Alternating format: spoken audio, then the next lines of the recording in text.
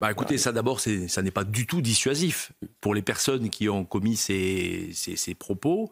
Module d'insertion, module de réparation. Et pour ceux qui regardent de l'extérieur et qui se disent finalement, on peut dire ce qu'on veut, on peut faire ce qu'on veut, on sera peut-être attrapé par la police ou par la justice, mais finalement la peine qui sera prononcée sera d'abord très lointaine, donc ça ne fait pas peur. Et puis, est-ce que c'est vraiment dissuasif?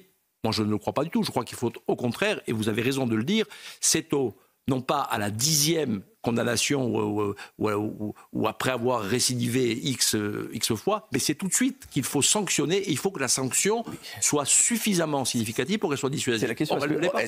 L'exception, c'est la sanction finalement, parce que moi je ne suis pas partisan que tout le monde aille en prison, et surtout pas les jeunes et les mineurs, mais que quelqu'un qui a commis un forfait, quel qu'il soit, qu'il se retrouve devant un juge et puis qu'il ne soit pas jugé immédiatement et qu'il ne soit pas sanctionné tout de suite. La question qui est posée, ce jeune qui a été jugé, donc qui connaîtra son verdict au mois de juin, qu'est-ce qu'il va faire entre aujourd'hui et le mois de juin, à part jouer les caïds dans son quartier et auprès de ses amis, parce qu'il aura été celui qui a, etc.